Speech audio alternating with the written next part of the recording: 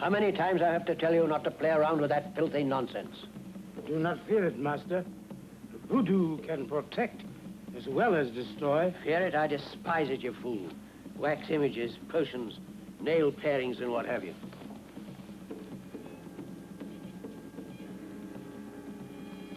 Tell me, Bartu. Master? What did you want those hair clippings for? Planning to put a spell on me? Well, answer me, you sullen brute, unless you want the beating of your life. Master, do not beat me, Master. Do not even talk of beating me.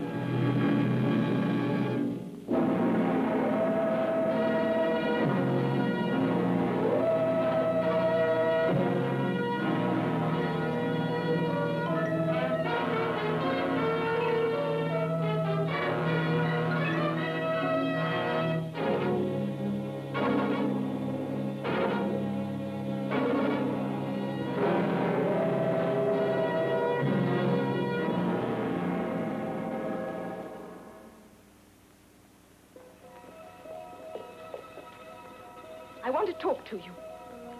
Judging from the look on your face, I probably don't want to listen. It's important. Well, what is it? The guest list for this weekend. Well, what about it? It's all fixed.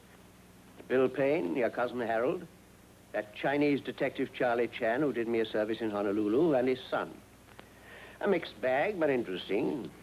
You know perfectly well what I mean.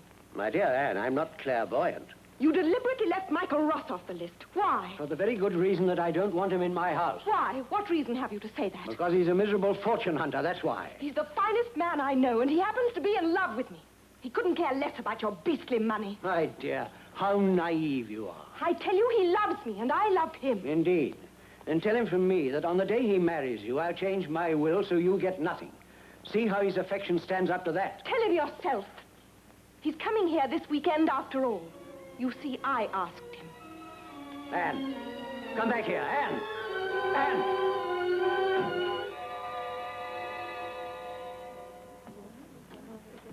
Mr. Chan did brilliant work for me in Honolulu. A masterpiece of deduction. Please, like aging spinster, I'm getting too old to blush becomingly. However, most grateful for a flattering word. Tell him about the case, Pop. Go on. Among traits my number one son has failed to inherit is modesty. Real or assumed. But we'd love to hear, Mr. Chan. Mr. Temple was victim of robbery in Honolulu. Thief was apprehended and items recovered. But now let us turn to a topic more interesting, such as Mr. Payne's great discovery in Honduras. I shan't even try to be modest. I'm too pleased with myself. This claim we located may turn out to be one of the biggest uranium finds in years. Not to mention one of the most lucrative. You accompanied Mr. Payne to Honduras? Accompanied is the word. He did all the work. Nonsense, Harry. We'd struck nothing for weeks, and I was about ready to give up when he insisted on one more trip. That did it, and he deserves full credit. Well, maybe I deserve a little credit, too, for putting up the cash. You certainly do, Uncle Joseph. And a few extra marks for giving me the chance to do something worthwhile for a change. You told Harry about our agreement yet? I thought that should come from you. Hello, what have you two been up to behind my back? Something you'll like. I'm buying Payne's interest in the mine and turning it over to you instead of the lump sum I promised you. You're going to be a very rich young man, my boy. You're giving me half the mine instead of... I promised you a large capital sum if you succeeded. You did succeed. So I'm going one better. I'm giving you half of the mine, making you independent for life. Any objections? Man, I sure wish I had an uncle who would give me a piece of a uranium mine. Obviously, my number one son has been very unfortunate in the choice of blood relations. Well, a little thanks wouldn't be out of place. Oh, yes, of course. Thank you very much, Uncle. Thank you very much. This is Michael Ross, all of you, a friend of mine. But not, let me make it plain, a friend of mine. Mr. Ross is aware he's not welcome here. How dare you, Father? Forget it, Anne. I put up with a lot worse for the chance of seeing you.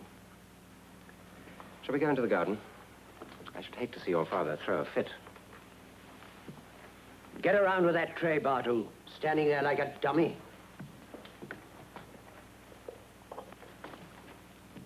snake. A snake tattoo. Do you wish a drink, young master?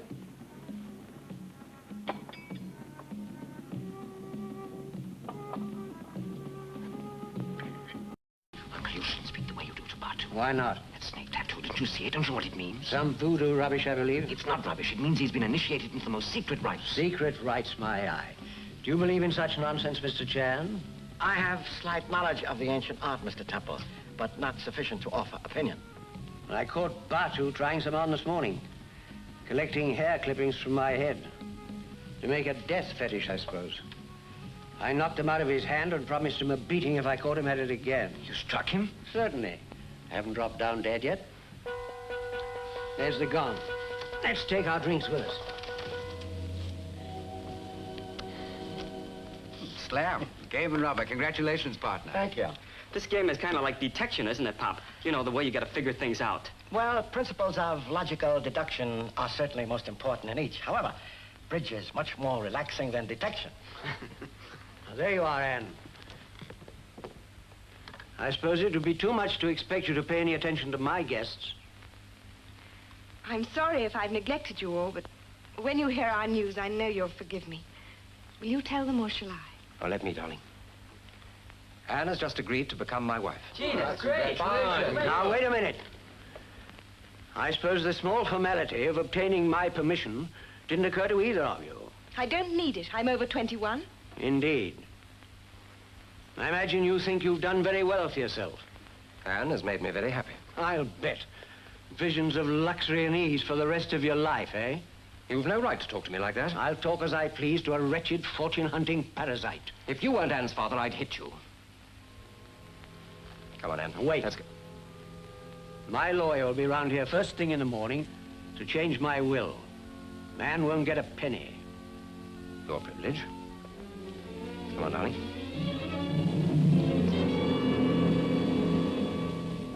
Come in, please.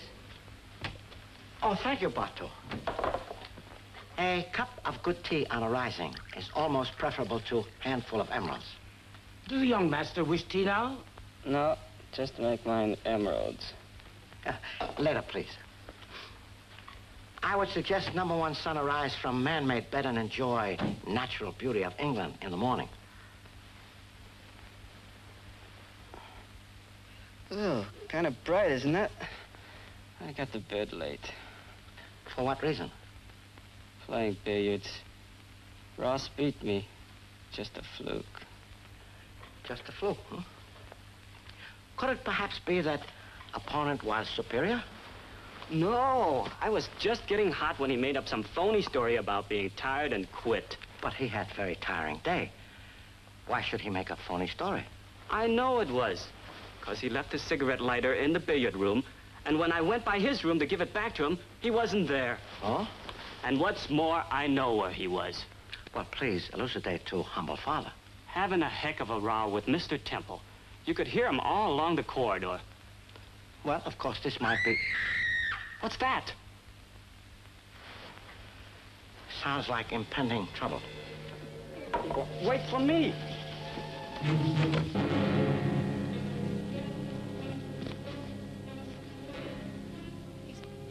He's dead, Mr. Chan, isn't he? Yes, he is dead. His heart, it wasn't very good.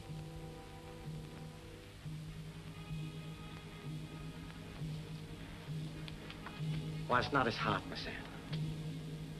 Your father was murdered. Please call police.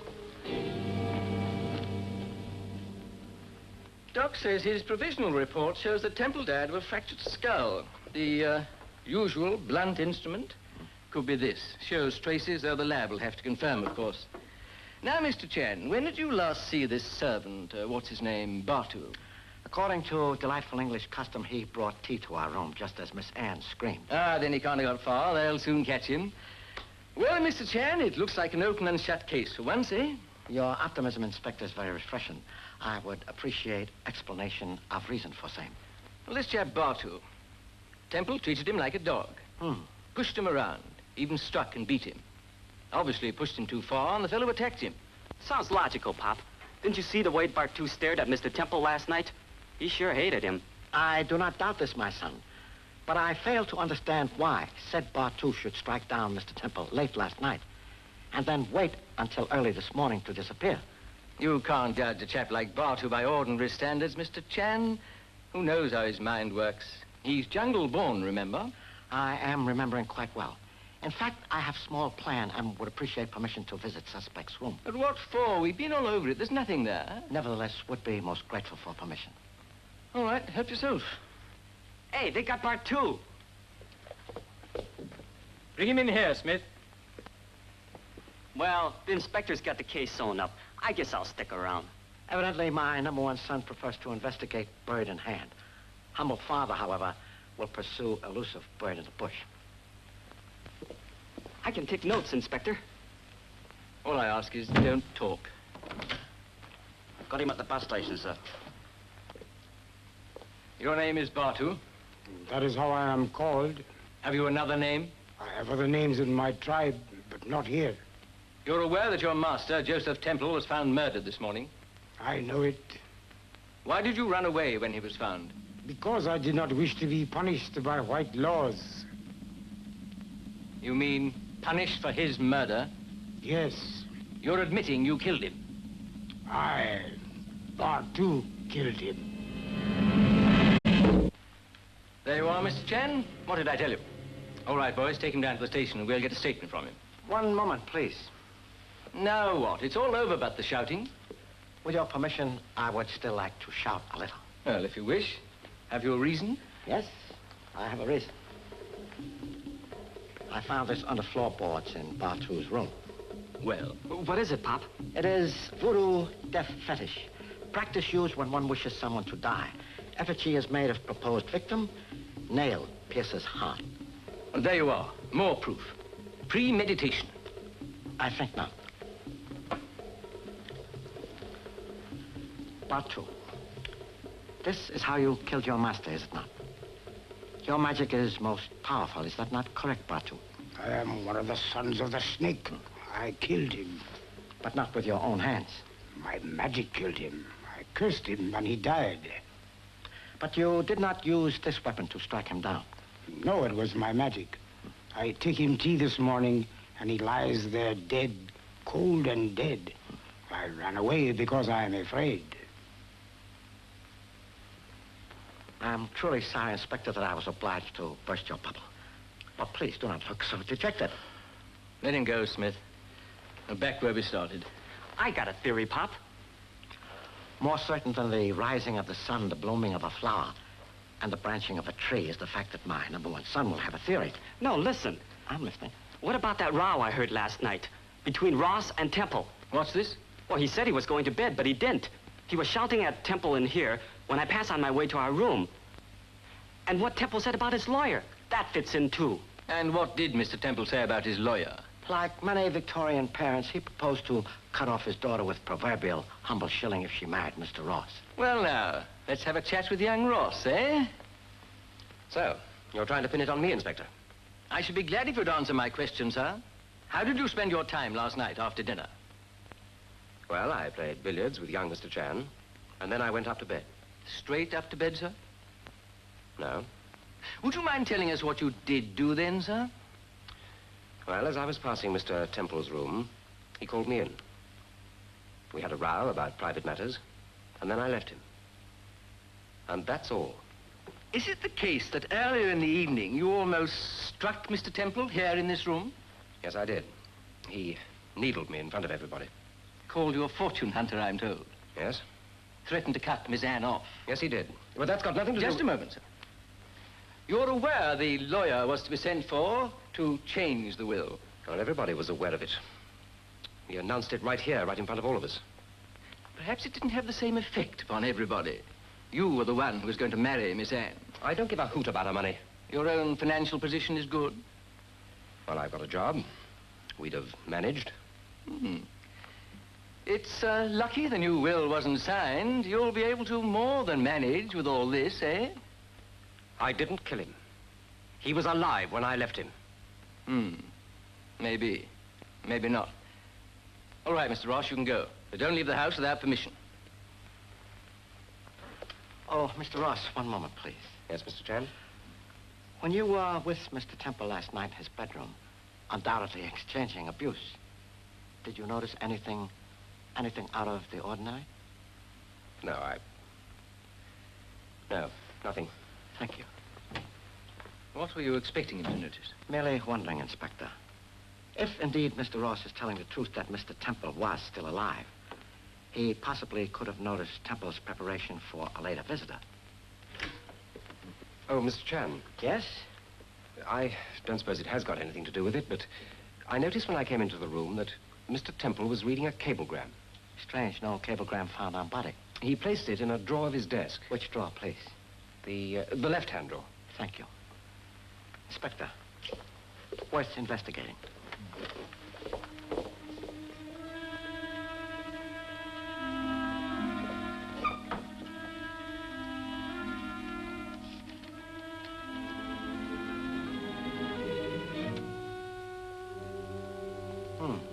What is it? I'm afraid, Inspector, this suggests another line of questioning. Yes, and another suspect, too. Young man, Yes, Inspector? fetch Payne, will you? Payne? I said Payne. But I didn't even see him last night. Mr. Payne, I put it to you that Mr. Temple sent for you late last night. He did nothing of the kind, I tell you. The last I saw of him was when we played bridge. I suggest, however, you saw him later, and he discussed this cablegram with you. Don't even know what cablegram it is. Mr. Payne, you had sold your interest in the new mine to Mr. Temple, hadn't you? Yes, I had. So the arrival of this cablegram would ruin everything for you. I wish you wouldn't keep on about this cablegram. What cablegram? What does it say? Regret to inform you, reports show Honduras mine faked. Uranium previously planted intent to defraud. Further reports and confirmation follow. I don't believe it. I won't believe it if I don't see it myself.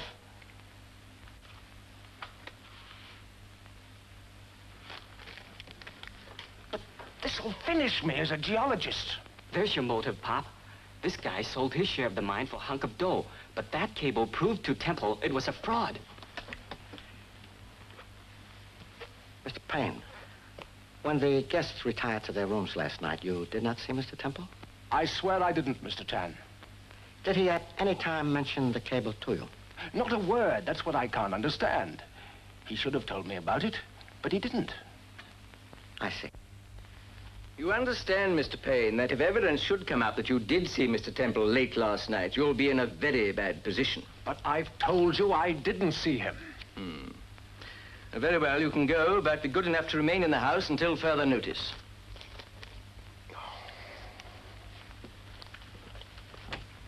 Yes, he's our man, all right. How do we prove it? Question of cablegram, Inspector, might also prove equally embarrassing to other member of expedition, namely Mr. Carr. Yes, it might at that. But I'm wondering why a person for whom cablegram might spell ruin did not burn it in fireplace instead of returning same to desk drawer. But what good would that do? It was bound to come out later. But very much later. Burning of the cable would be logical action for a person who would suffer by message. But evidently guilty party was not aware of its existence. Well, how about a word with Mr. Harold Carr, eh? Not that we'll get any further, I bet. Ancient saying, Inspector. Never bet on unsure thing. My uncle never said anything about a cable. Anyway, I shouldn't think it was genuine. Someone's idea of a joke, I'd say. But most unfunny joke for Mr. Temple, hmm? Anyway, Payne had nothing to do with the faking of the mine, if it was faked. I stake my life on that. A loyal friend is like rare white jade from ancient Hansu period. Both are beyond price. I wonder if my uncle mentioned the cable to Payne. He didn't say anything about it. Perhaps that's why he wanted to see him last night. Oh? When was this? Oh, no special time, just as he was going to bed. I gave him the message myself. Gee, Pop, that sews it up real tight for Payne. Could be. But only one man's word against another. In court, defending counsels are very fond of this situation. Well, thank you very much, Mr. Carr. That's all for the moment, if you'll be good enough to remain in the house until further notice. Yes, of course. Ross, Payne, Carr. Which is it? No fingerprints, no evidence, no nothing. Hey, what about the girl? No one said anything about her, but she stood to lose a fortune if her father lived. Why not question young lady, Inspector? Let's go and find her. He was never a real father to me. He ignored me when I was a child and bullied me when I grew up. But all the same, I didn't kill him. If your father had lived to change his will, you'd have lost all this, eh? Oddly enough, Mr. Policeman, I didn't much care. No? No, and you needn't sneer. Money's never brought me much happiness. You weren't afraid that Mr. Ross's interest might wane if you were no longer an heiress? That's a disgusting thing to say, and I won't stay here and listen to another word. What a wildcat. Could be the type to hit you over the head as soon as look at you. The best evidence sometimes comes from the mouth of the criminal himself, or herself. Yeah, she sure gave herself away, all right. I mean, you could tell she wouldn't stop at violence. My son, I did not intend pointing finger at anyone, yet. But, Inspector, I have a very interesting idea. What, for instance? Collect all our suspects in Mr. Temple's bedroom at midnight tonight. Then we shall see, One of you killed Joseph Temple. Results of patient inquiry points at the same time to all of you and none of you.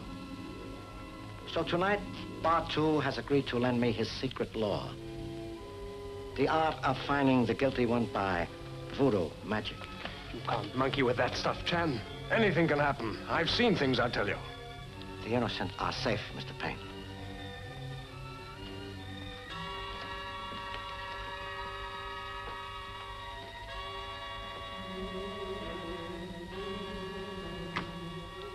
Now, listen.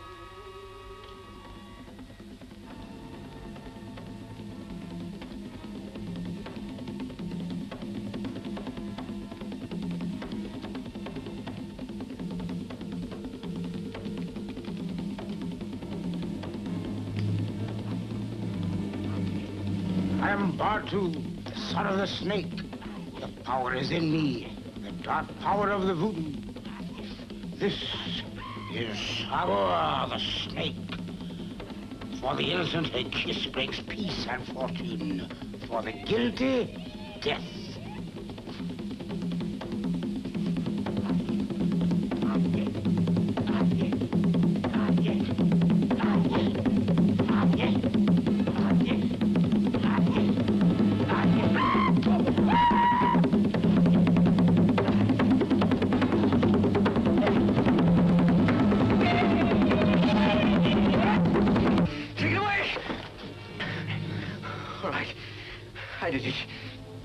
I killed him.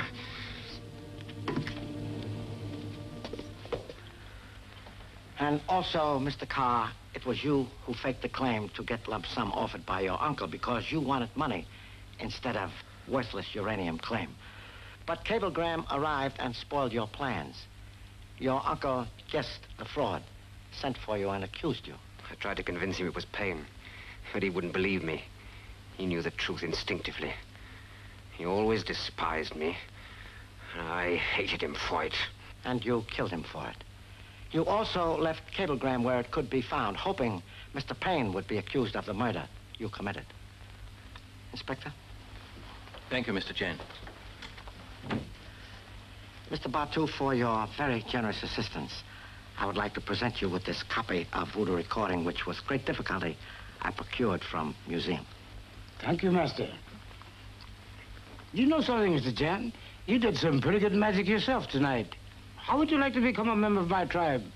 I could get you tattooed with a snake and everything. I am most grateful for your generous offer, but unfortunately must decline. Perhaps my #1 son would like to be tattooed with the snake. Me? I hate snakes.